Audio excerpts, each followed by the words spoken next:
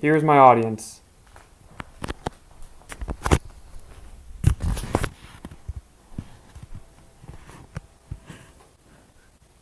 Hi, my name is Tyler Goodwin. I'm here to inform you one way we could simplify our lives. Now, haven't you always wished that we could avoid this mess behind our TVs and our computers? Well, the solution is using wireless power transmission.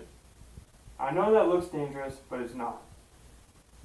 Wireless power is our future of our technology. And in my studies, I've learned about this old technique, which is now becoming popular and possible for our lives. Now, to understand this, I'll go through the background, the applications, and how it happens in our lives and how it can work. But when you first think of wireless power, have you ever thought of how it works or who developed it? Now, the man who did all that, his name is Nikola Tesla.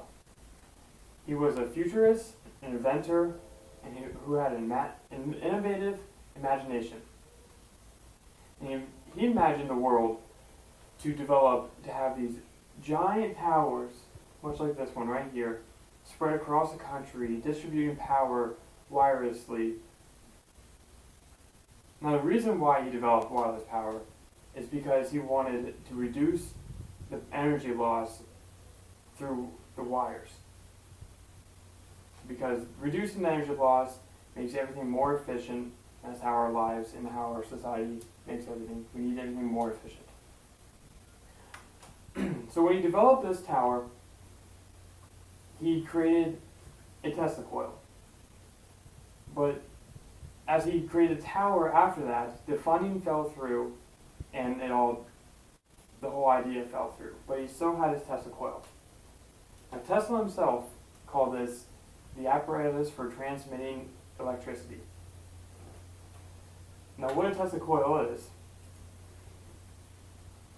is a high voltage with a high frequency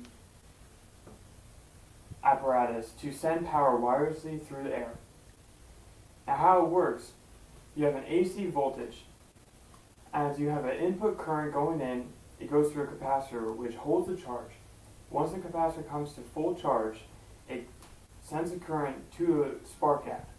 This spark gap flashes, shorting the circuit, which sends the current flowing through the primary coil right here. As the current flows through the coil and creates this electromagnetic field. As this field rises up, it induces a voltage through this secondary coil right here.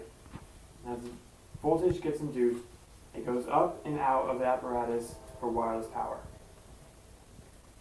Now, what this did, this revolutionized our power and developed a whole new theory. But that was 100 years ago, so we have developed safer and more efficient methods for wireless power. The first approach is using inductive coupling. Now, what inductive coupling is, it consists of two coils, much like the Tesla coil, but on a smaller scale. As you have an AC input, the current flows through the primary coil, which is shown right here.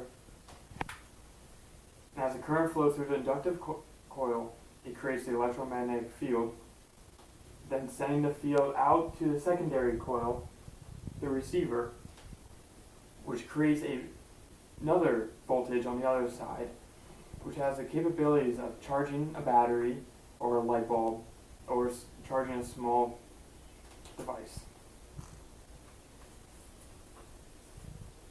Now, inductive coupling isn't the only method for wireless power transmission.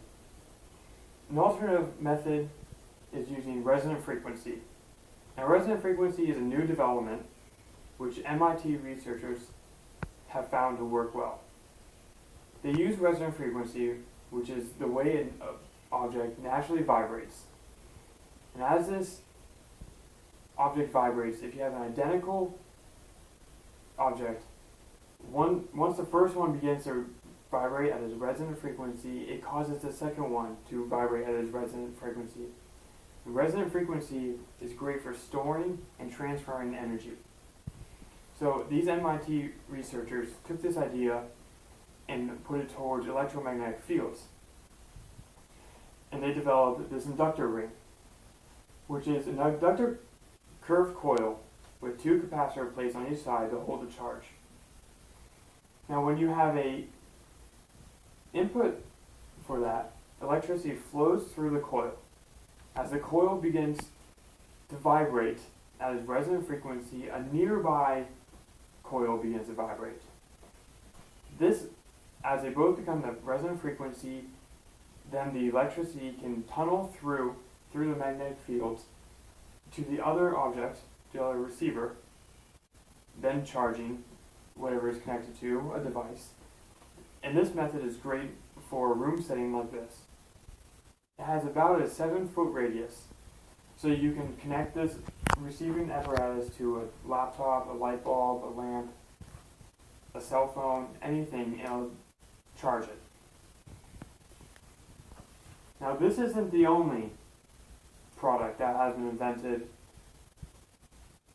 We have hardly witnessed the potential that wireless power can accomplish. Much like these applications right now, today we have, much like that inductive coupling and inductive table, which furniture companies are now becoming to develop and create, to have inductive coupling inside the table, and then you can have a receiver on your phone or your laptop, any small device. And then when you set your phone on the table, it begins to automatically charge. Or if you have your laptop on the table, it begins to turn on and power on. And this is now. We have that now. For the future, we're starting to develop wireless power become more like Wi-Fi. This is their ultimate goal, to have it so common and have it everywhere you go.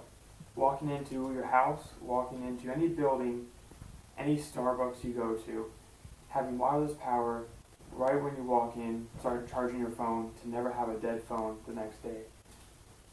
Or your laptop. People go to Starbucks, coffee shops to just sit down, and everyone doesn't have to hog around the power outlets.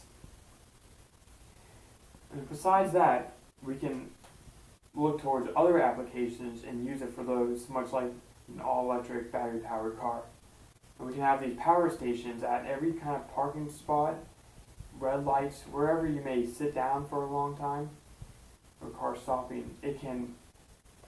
This power station right here, you can have the inductive coupling under it, charging the car while it's sitting there, so you never just run out of fuel on an all-electric car. Now, in the perfect situation would be taking this idea and having it throughout the highways, so you'll never have to worry about ever running out of fuel for long car trips with an all-electric car.